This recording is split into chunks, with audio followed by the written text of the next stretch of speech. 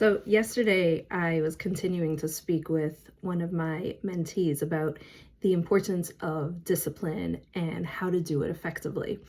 And one of the techniques that I told her that I found to be incredibly powerful, particularly for teenagers, is the technique of disciplining through humor.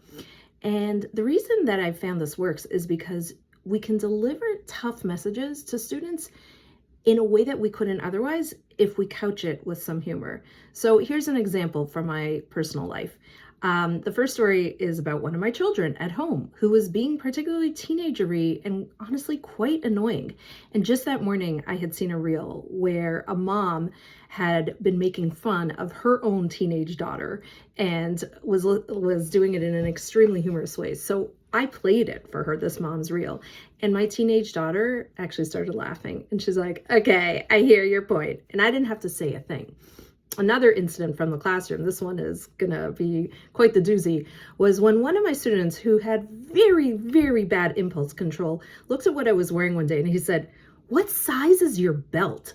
And I just looked at him, and he's a middle school boy, and I said, "Blank, would you like to get married one day?" And he just looked at me like, "Whoa." And I'm like, "You never ask a woman what size she's wearing."